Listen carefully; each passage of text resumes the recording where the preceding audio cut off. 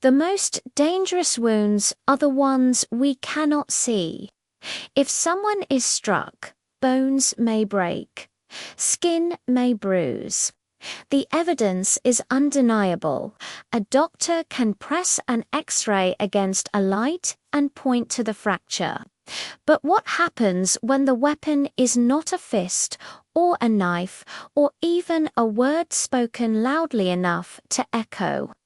What if the weapon is silence? What if the battlefield is the human mind? Abuse in its invisible forms moves quietly. Like smoke filling a room, it creeps into the corners of thought, into the fragile networks of memory, into the circuits of trust and identity. There are no scars to display, no dramatic scenes to photograph, yet its impact is no less devastating. Imagine a war zone. Broken glass litters the ground. The echo of distant bombs shakes the air. Soldiers return from these places with visible injuries, but many carry something more elusive trauma, the reshaping of the mind itself. Psychological abuse operates with the same silent violence. It wages a private war inside the skull, altering neural pathways, changing chemical balances, reshaping how a person perceives the world. And yet, society rarely treats it with the same gravity. We tell people to shake it off, to not take it personally, to just move on. We treat psychological abuse as if it were less real than the bruise, less lasting than the broken bone. But research tells another story. Studies in neuroscience reveal that repeated emotional abuse rewires the brain's architecture. In much the same way that prolonged exposure to combat reshapes a soldier's mind. Think of whispered voices in the dark. A steady drip of doubt, day after day, eroding the self. This is not a wound that bursts open with blood. It is erosion, a corrosion of one's sense of worth, an unrelenting echo that convinces the mind to turn against itself. Consider the child whose every question is met with ridicule. The partner who is told not once but 1,000 times that they are worthless. The worker whose silence is demanded by a manipulative superior. These experiences don't leave marks on skin, but on neurons. They alter cortisol levels, weaken the hippocampus, the region responsible for memory, and flood the amygdala with overactivation, training the brain to live in constant fear. And yet we underestimate it. We underestimate it because it does not bleed, because it does not scream loudly enough to stop the room, because the damage is hidden deep in the quiet recesses of thought. But make no mistake, abuse of the mind is not lesser. It is not softer. It is not something you just get over. It is, in many ways, more insidious. While bones can heal clean, the mind often does not. Neurons remember. Patterns of fear become ingrained. The abused person may carry that weight for decades, long after the abuser is gone. What if the most dangerous battlefield in the world is not out there in the streets, in the wars we fight, in the physical confrontations we can see but hear inside the human brain? This is the story rarely told. The story of how abuse reshapes the architecture of thought itself, how it implants itself, not as memory, but as biology. and how, despite its invisibility, it leaves scars deeper and more permanent than many we can see. What you are about to learn may change how you think about trauma forever, because the question is not whether abuse leaves wounds, it is whether we are ready to recognize them. Abuse does not merely bruise the heart or fracture the spirit, it imprints itself on the most delicate, most complex organ we possess, the human brain. To understand this, we must enter the theater of the mind, where neurons fire like constellations and chemical messengers orchestrate the symphony of thought. Within this fragile system lies the evidence of trauma evidence not visible on the surface, but etched deep into the wiring of identity. Imagine a child who grows up in a house of unspoken rules. The air is thick with tension. A slammed door is enough to make them freeze. Every footstep in the hallway carries the potential for an explosion. For this child, home is not safety. Home is a battlefield. And on this battlefield, the brain adapts not to thrive, but to survive. The first region to respond is the amygdala, a moon-shaped cluster buried deep within the temporal lobe, often called the brain's fear center. Its job is to detect threats, to sound the alarm when danger approaches. In a healthy brain, the amygdala flares when necessary and quiets when the danger passes. But in the brain of an abused child, the amygdala becomes hyperactive. Every sound, every look, every silence is registered as potential danger. It is as if the brain installs a permanent smoke detector that cannot be turned off. A creaking floorboard becomes thunder. A raised voice becomes a siren. The body is flooded with cortisol, the stress hormone, again and again, until the nervous system learns that life itself is a state of emergency. Now consider the hippocampus, the structure responsible for memory and regulation. In a nurturing environment, the hippocampus is like a careful librarian, storing memories in order, keeping the past in its place so that the present can be lived fully. But under the barrage of abuse, the hippocampus begins to weaken. Cortisol shrinks its volume, damages its neurons. The careful librarian falters. Memories blur, trauma fragments scatter, replaying without warning. The past invades the present, turning ordinary moments into sudden flashbacks. The hippocampus, meant to ground us in reality, becomes a fractured mirror. For the victim, this means not only difficulty remembering details, but also an inability to distinguish between safe and dangerous contexts. A smile may remind them of a sneer. A knock at the door may feel like the prelude to harm. The mind becomes an unreliable witness of its own story. And then there is the prefrontal cortex, the executive of the brain.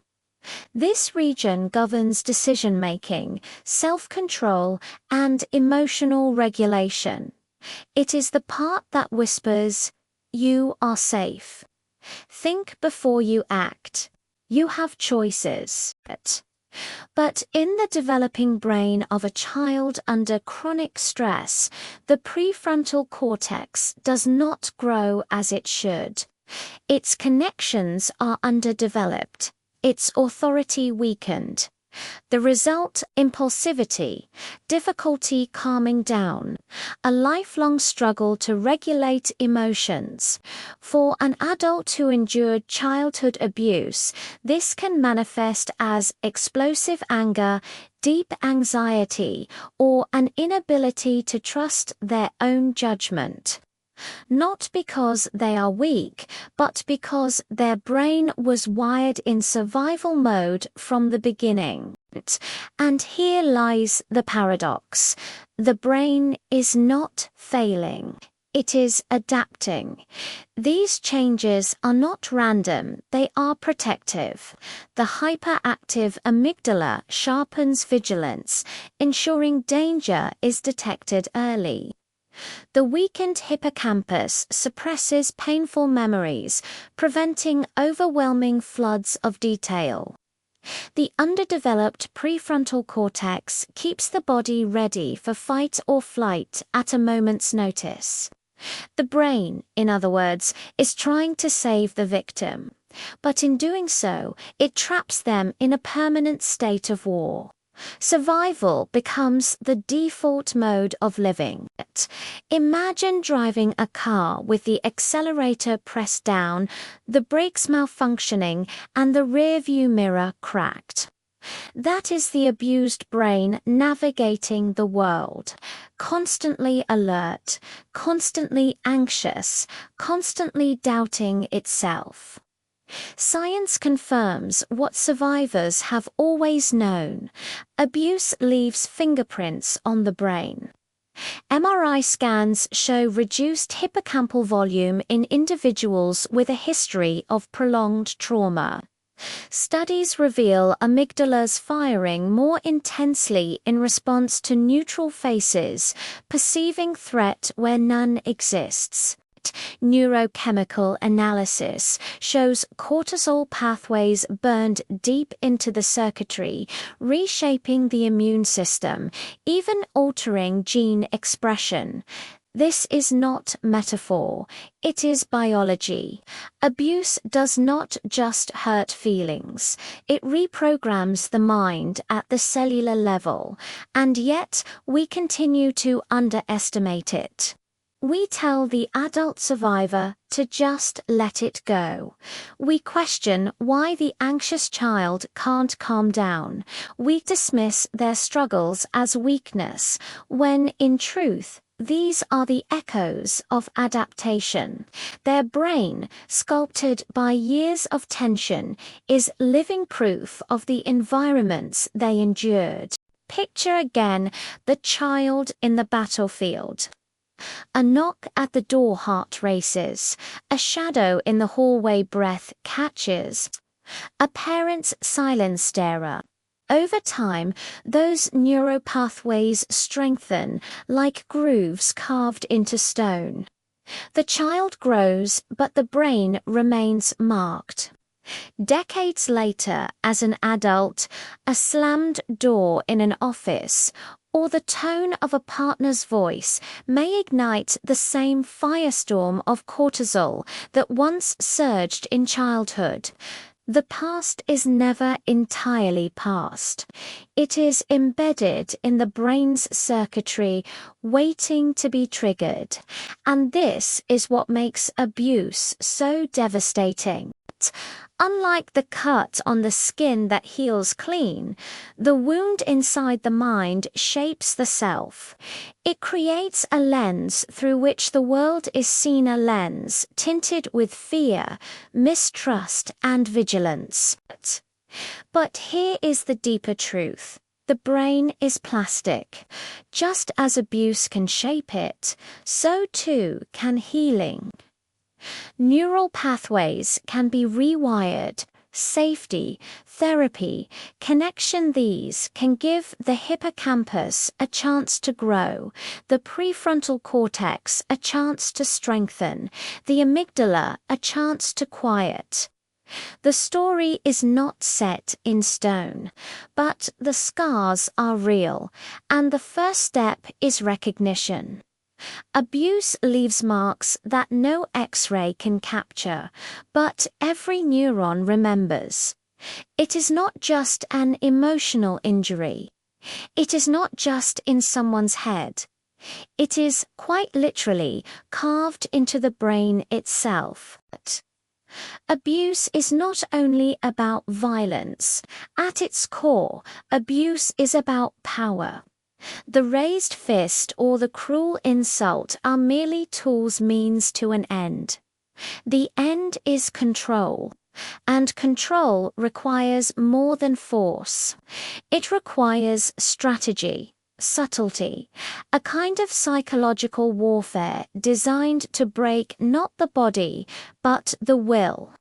When we study abusive relationships, we find patterns that mirror the logic of dictatorships, cults, and authoritarian regimes. The tactics may look different on the surface, but beneath them lies the same formula: isolate, disorient, and dominate. Consider fear. Fear is the most ancient lever of power. It sharpens attention, narrows possibilities.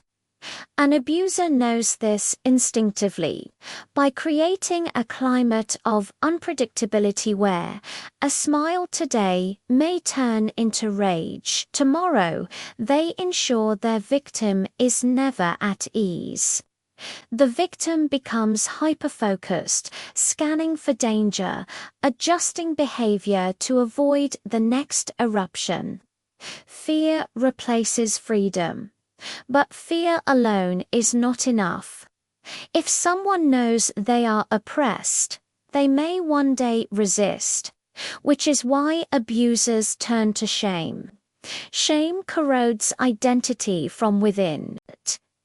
It convinces the victim that they are not simply trapped, but that they deserve to be trapped. The dictator tells the nation it is weak without him. The cult leader tells his followers they are lost without his guidance. The abusive partner whispers or shouts that no one else would ever love them. Over time, shame builds an invisible cage. The victim begins to police themselves, carrying the abuser's voice inside their own head. And then there is gaslighting, the deliberate distortion of reality. The abuser denies what was said, twists what was done, rewrites the narrative until the victim questions their own memory, their own perception. A slammed door becomes your imagination. An insult becomes a joke you can't take. In totalitarian regimes, this tactic becomes propaganda. History is rewritten. Facts are blurred. Citizens are told not to trust their eyes, but to trust the leader's voice instead. In both cases, the result is the same. A person disconnected from their own truth is a person easier to control. Step back, and you begin to see the pattern. Abuse is not an isolated pathology, it is a structure. It is the same structure that fuels tyrants, cults, and oppressive ideologies. The intimate scale of a toxic relationship reflects the grand scale of history's darkest regimes. Both operate by eroding autonomy, instilling dependence, and replacing free will with obedience. Think of the classic three-step process of oppression: isolation, separate the victim from sources of support. An abuser cuts off friends and family. A dictatorship bans free press and censors dissent. Disorientation, flood the mind with contradictions, confusion, and lies. A partner insists you're crazy. A regime insists war is peace. Domination, once the victim doubts themselves, they surrender choice. Their resistance is broken before it can form. This is why abuse must be understood not only as a personal tragedy, but as a political and philosophical problem. It reveals something fundamental about human power, the drive not just to harm, but to shape reality for another person.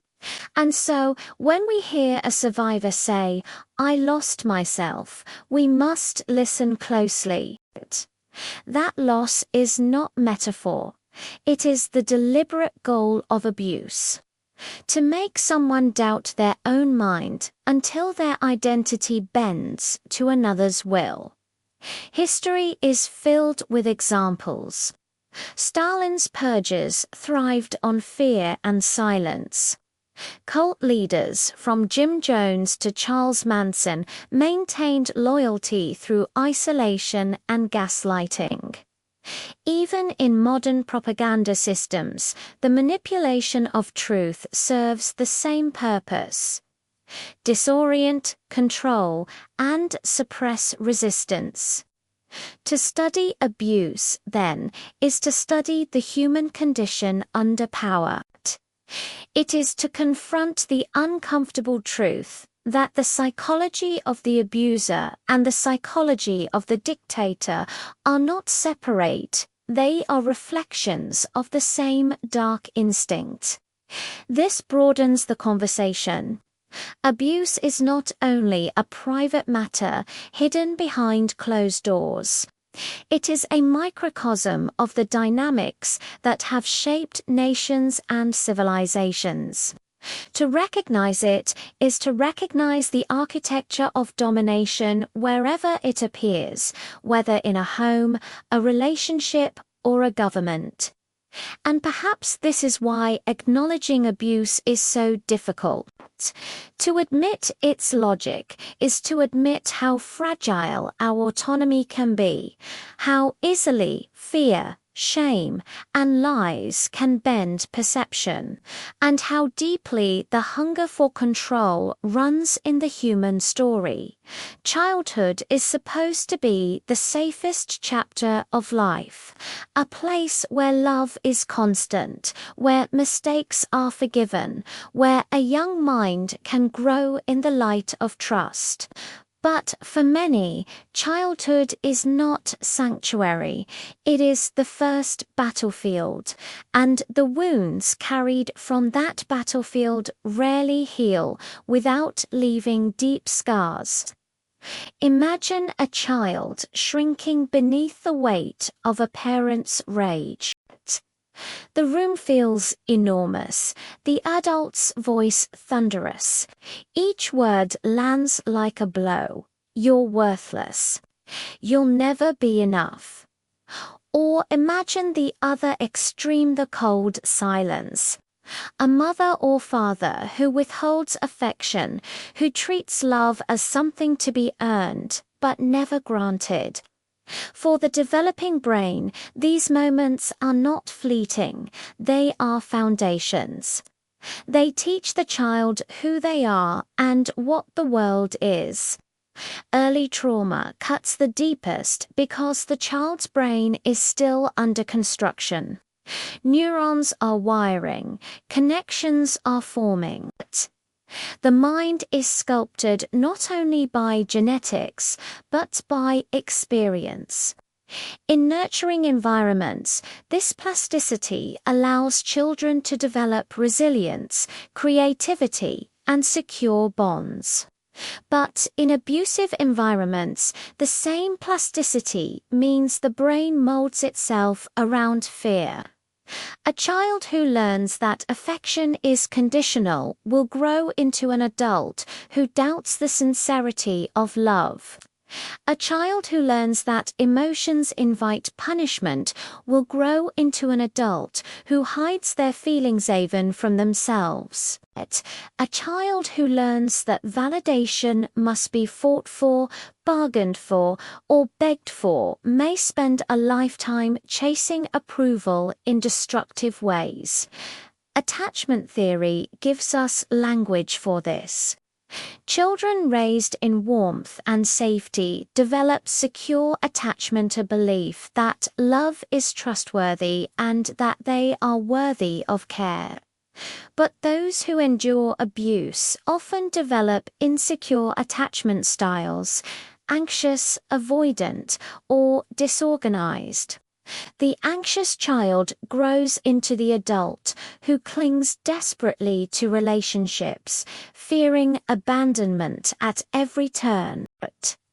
The avoidant child becomes the adult who suppresses intimacy, convinced that closeness will only bring pain.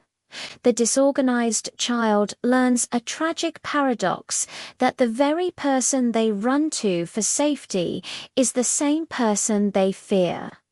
Each of these patterns is not chosen, it is conditioned.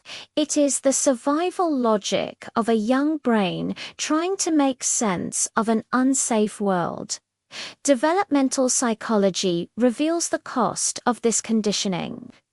When a child is told you're worthless, they do not hear it as an insult. They hear it as truth. Their identity forms around it.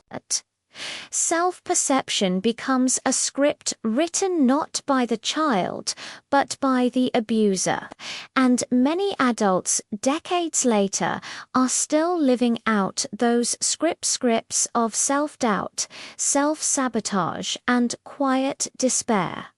Neuroscience explains why.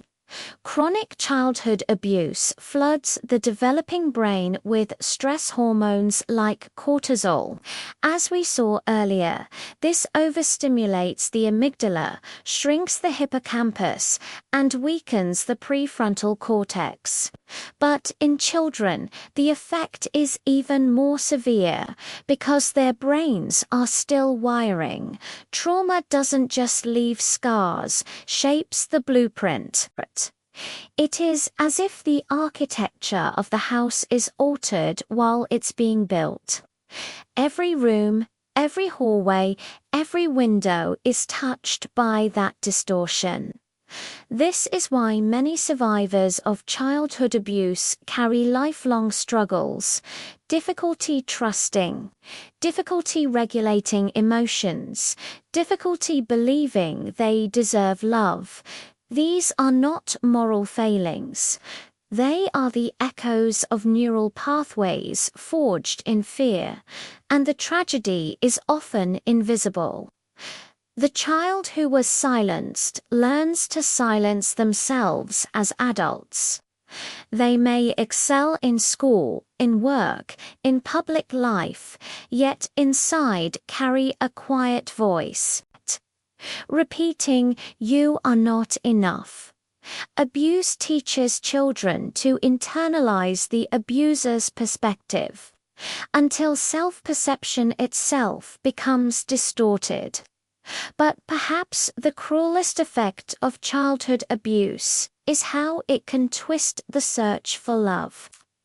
Some survivors avoid intimacy altogether, too scarred to risk vulnerability. Others seek love compulsively, mistaking intensity for safety or falling into relationships that replay the very dynamics of their childhood. Psychologists call this repetition compulsion, the unconscious drive to recreate the trauma as if to rewrite it, yet ending in the same pain. In this way, abuse does not end with childhood. It is carried forward generation after generation, unless interrupted. The brain remembers, the body remembers, and the patterns of attachment ripple outward into families, relationships, and even communities. And yet, there is resilience. Just as plasticity makes the young brain vulnerable, it also makes healing possible. With therapy, support, and love, neural pathways can be rewired. The child who was taught to distrust can, over time, learn trust. The adult who hides their emotions can learn that vulnerability is not a weakness but a strength. The script of "you are worthless" can be replaced with a new one. You are worthy. You always were. But the first step is to see childhood abuse for what it truly is. Not a passing misfortune, not something that children grow out of. It is the rewriting of identity at its very roots. It is trauma embedded in the very circuits of the brain. When we hear survivors speak of lifelong struggles, we must remember they are not failing to move on. They are living inside a story written long before they had the power to choose. And to heal, they must learn to become the author of a new story. Childhood should be the soil in which love and trust take root. But when abuse poisons that soil, the tree that grows still bears fruit, but fruit touched by bitterness, by fear, by longing. To change that tree, we must tend not only to its branches, but to its roots. Because the truth is clear. Childhood abuse is not just an event of the past. It is a living presence in the adult psyche.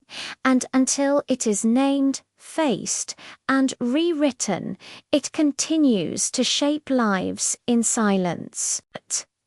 Abuse rarely ends with one person. More often, it travels down generations like a curse whispered through family lines. Passed not only in words and gestures but in silence, fear, and even biology. Picture a child cowering in the corner as a parent shouts, slams a fist, or withdraws into cold silence. That child grows up swearing they will never become what they feared.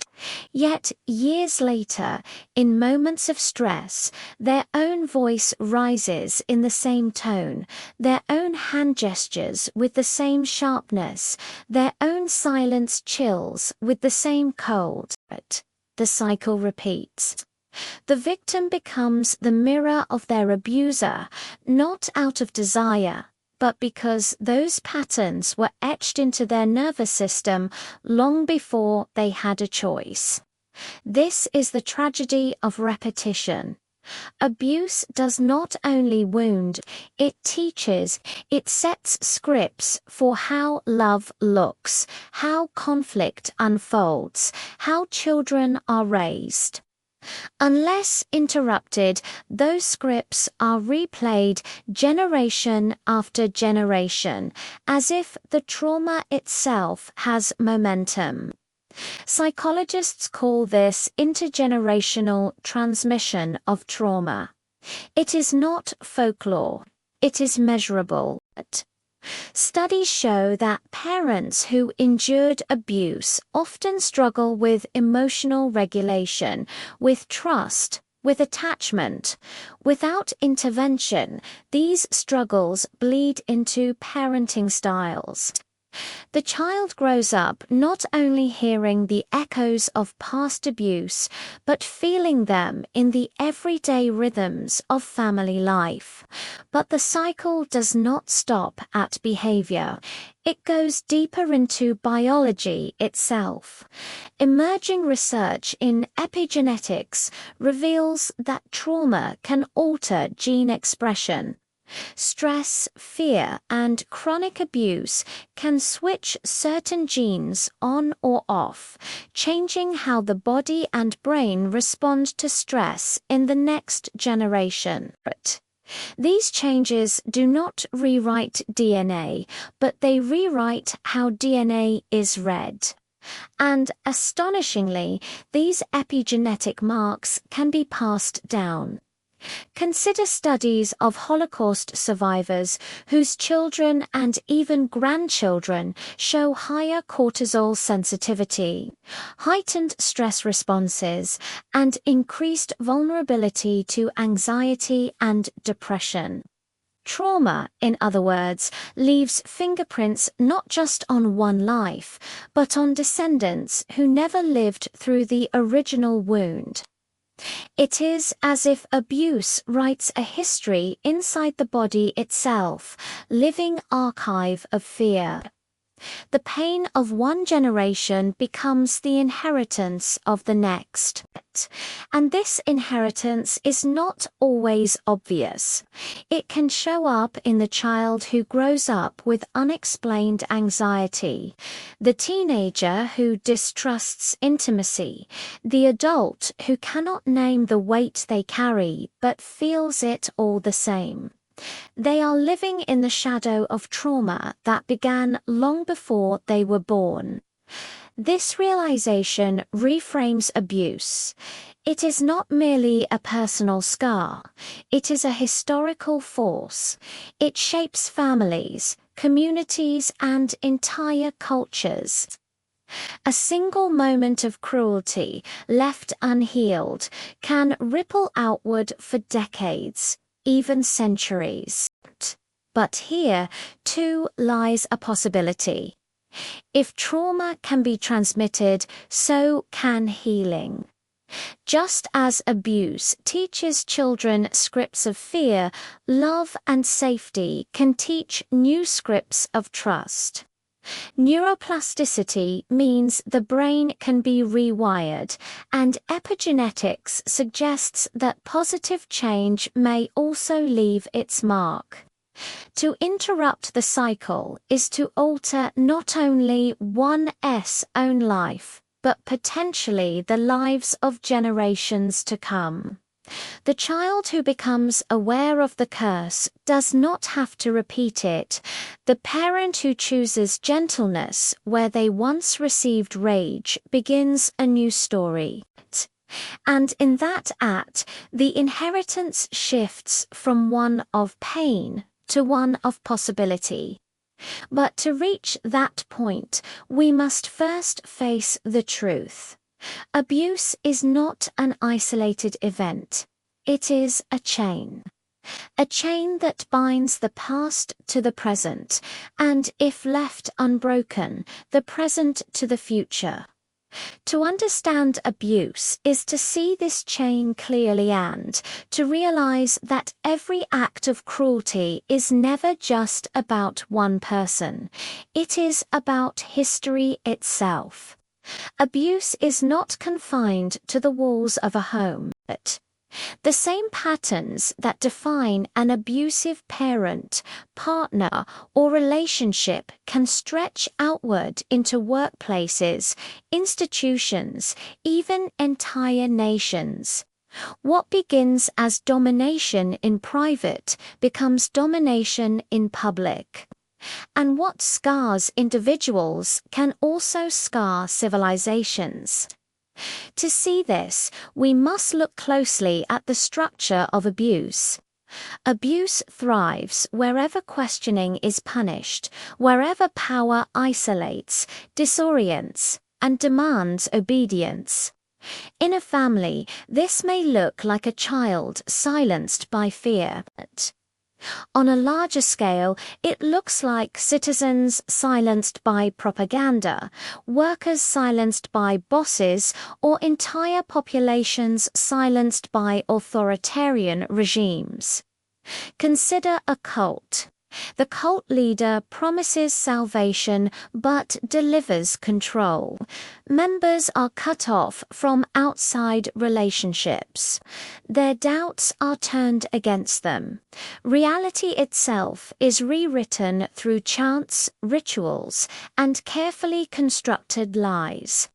If this sounds eerily familiar, it is because the same tactics occur in abusive homes: isolation, gaslighting, shame. The scale is larger, but the logic is the same. History's dictators understood this well. Joseph Stalin turned neighbor against neighbor, cultivating fear so deep that silence became a form of survival. Nazi Germany rewrote truth itself, flooding citizens with propaganda until lies became indistinguishable from reality. North Korea today functions much like a family ruled by a tyrannical parent, obedience enforced through fear, punishment, and the constant rewriting of truth. But abuse does not require uniforms or political slogans. It can thrive quietly in the fluorescent-lit hallways of corporate offices. An abusive workplace functions like an abusive home. Leaders demand loyalty while offering little in return. Criticism is punished, whistleblowers are ostracized, and employees are gaslit into believing the problem is their own inadequacy rather than the structure itself. You should be grateful, they are told, even as they are overworked, underpaid, and dismissed. The parallels are striking. In both homes and societies, abuse is about power disguised as care. The parent says, "I'm doing this for your own good." The dictator says, "This is for the good of the nation." The corporation says, "We're a family here." Each masks domination with a facade of concern. Each uses the same language of obligation, guilt, and shame. And then there is the media. In abusive relationships, the abuser controls the narrative. They decide what is real, what is imagined, what is remembered. In abusive societies, media manipulation functions the same way. Truth becomes slippery, malleable, a tool of control rather than liberation. Citizens who question the official story are shamed, silenced, or cast as enemies. Just as in a toxic relationship, the victim is made to doubt their own perception of reality. The result is the same on every scale: the erosion of autonomy. Whether it is a child doubting their worth, a citizen doubting their memory, or a worker doubting their dignity. Abuse creates a psychological environment where selfhood shrinks and obedience expands. This raises a chilling question. What if abuse is not an exception, but a recurring pattern of human power? What if many of us are living inside abusive systems without even realizing it? Think of the subtle signs. When disagreement is punished rather than discussed. When loyalty is demanded rather than earned. When silence feels safer than truth. These are the red flags of abuse, whether in a household, a marriage, a government, or a company. Philosophers have long observed the parallels. Hannah Arendt, in her study of totalitarianism, noted how regimes isolate individuals until they feel powerless to resist. Michel Foucault argued that power is most effective not when it is visible, but when it becomes internalized, when people police themselves in abusive relationships. This is exactly what happens.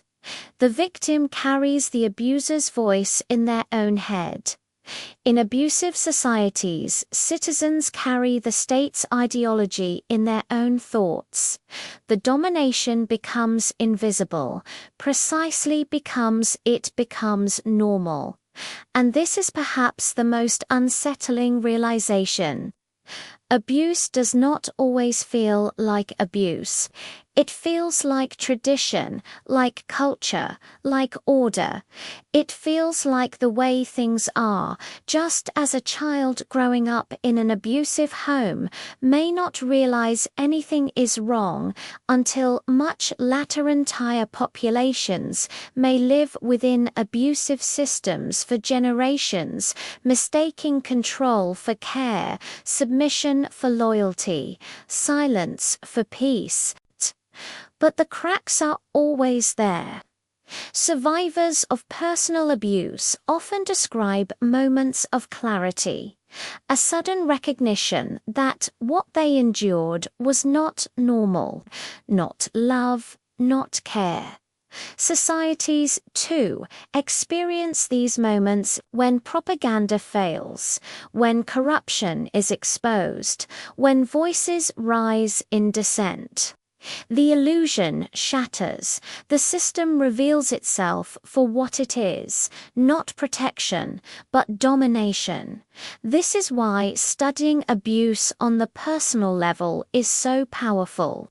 It gives us a language with one of humanity's recurring, as well as inward, to see that the dynamics we condemn in a household may be the very dynamics we tolerate in our workplaces, our institutions, our governments, to see that abuse is not only a personal tragedy, is a social disease.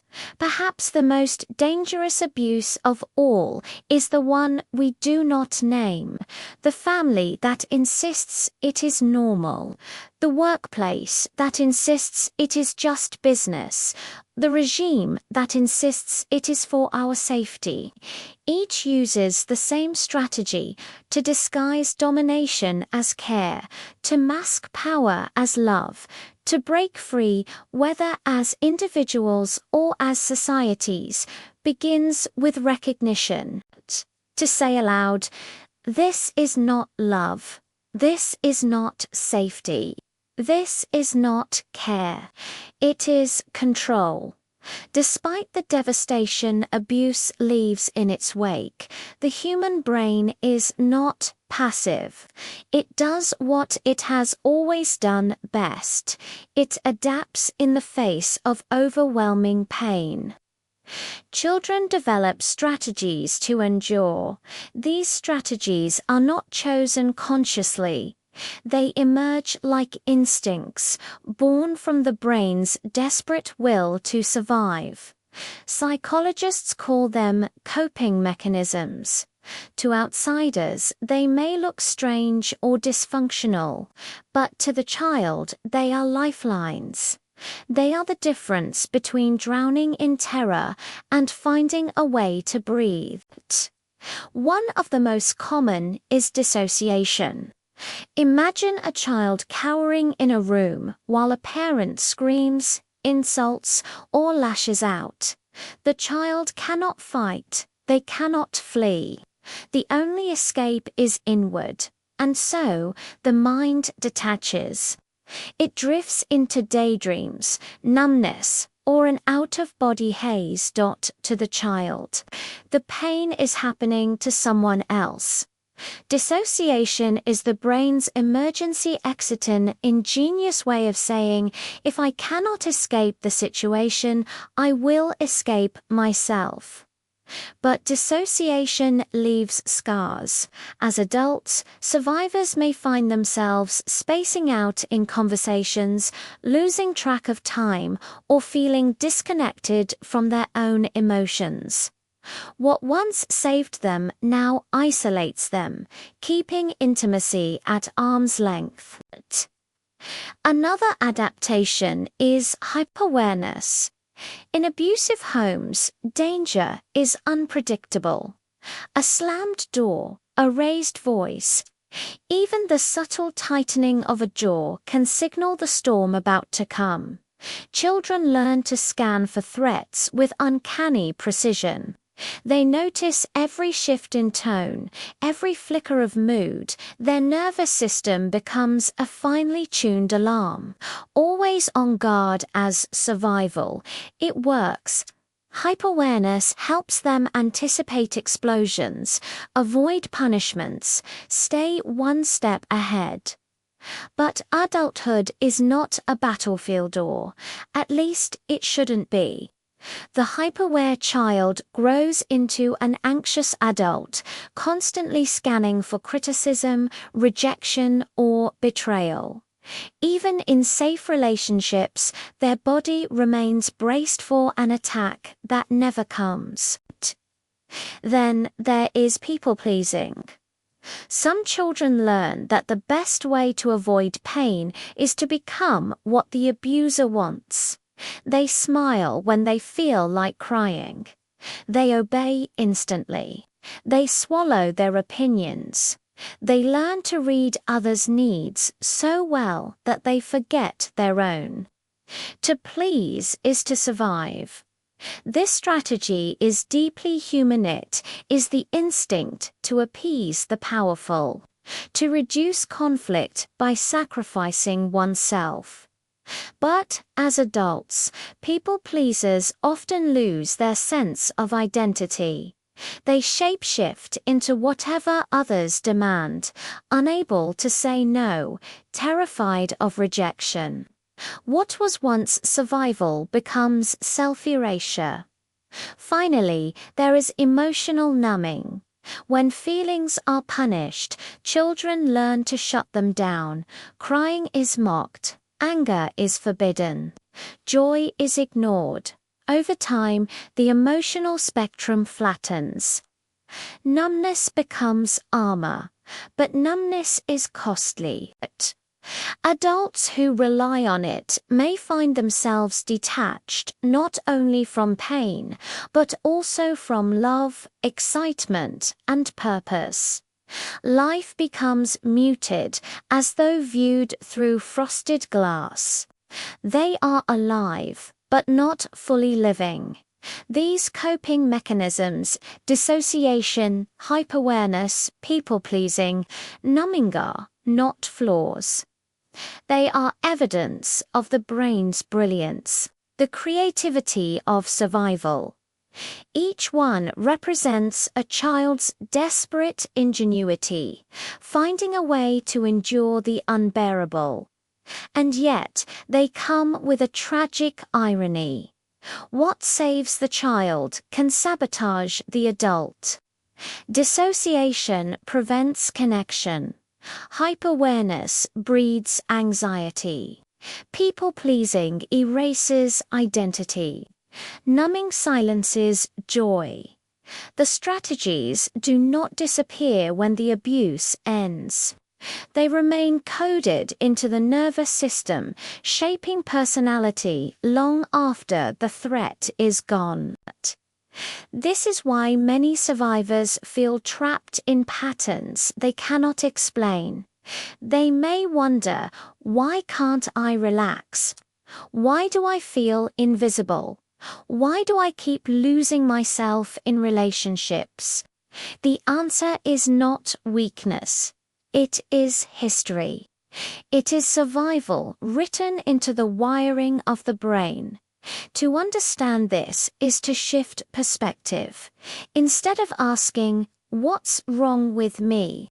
survivors can begin asking, "What happened to me?" That question reframes coping not as failure, but as resilience. It acknowledges that what looks like dysfunction is, in truth, the echo of brilliance, the child's genius in the face of cruelty. And perhaps the deepest empathy comes from realizing this. Every coping mechanism was once an act of love. Dissociation was love for the self, protecting it from being shattered. Hyper-awareness was love for safety, guarding guide. People-pleasing was love for the abuser.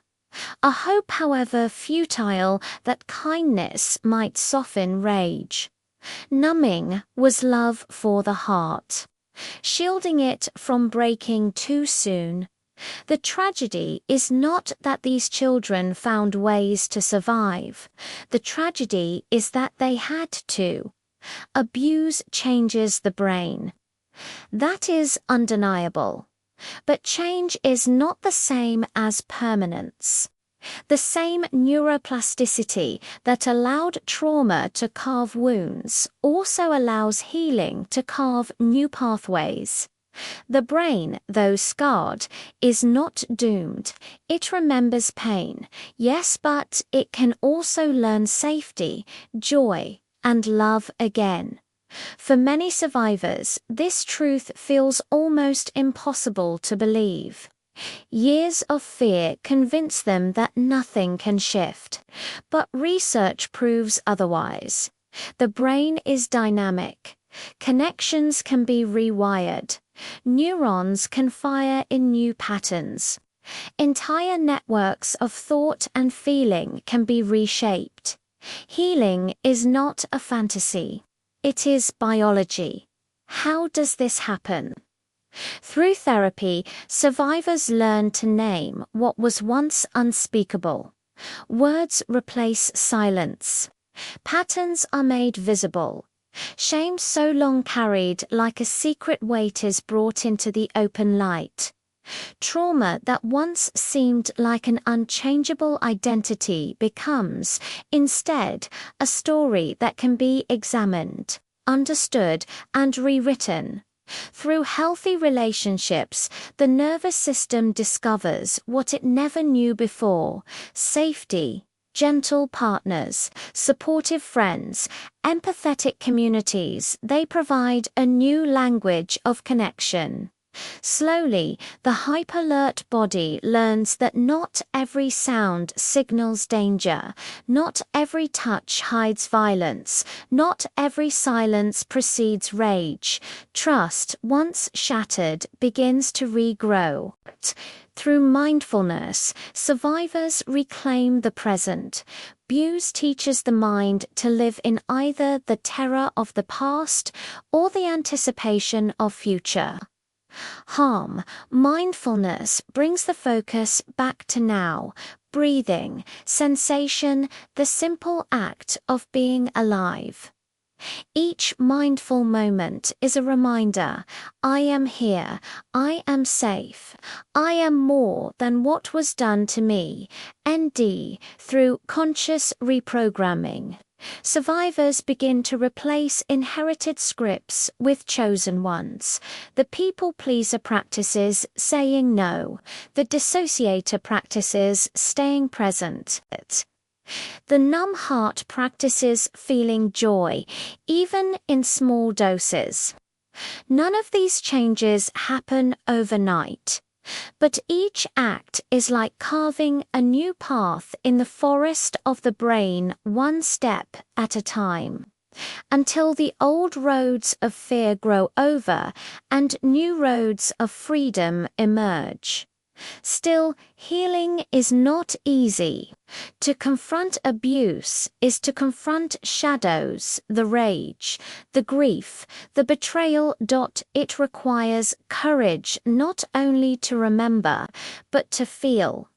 Many survivors describe healing as walking back into the fire, this time choosing to walk through it instead of around it. There are no shortcuts, but there is transformation, because healing is not about erasing the past. It is about reclaiming the present. It is about refusing to let what was done dictate who you are. It is about looking at the scars and saying, yes, this is part of my story, but it is not the whole story. Perhaps the most radical truth is this: abuse is an attempt to steal one's mind, to convince the victim that they are powerless, worthless, broken, to colonize the very space of selfhood. But healing is the ultimate act of defiance. To rebuild one's brain, to rediscover one's worth, to feel joy again, that is resistance. That is rebellion. Picture this: a survivor sitting quietly, breathing deeply, noticing the sunlight through a window. For someone else, it may be ordinary. For them, it is revolutionary. It is proof that the abuser did not win.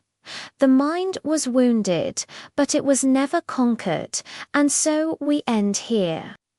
On a note both sober and hopeful, abuse leaves invisible wounds. It scars the brain. It echoes through families. It infiltrates societies. But it does not have the final word. Every act of healing, every choice to seek help, every moment of self-kindness is a victory against the forces that tried to silence you. Abuse tries to make you a prisoner. Healing makes you a creator, again the author of your own story, the architect of your own mind, and perhaps that is the deepest message. You are not what was done to you. You are what you choose to become after.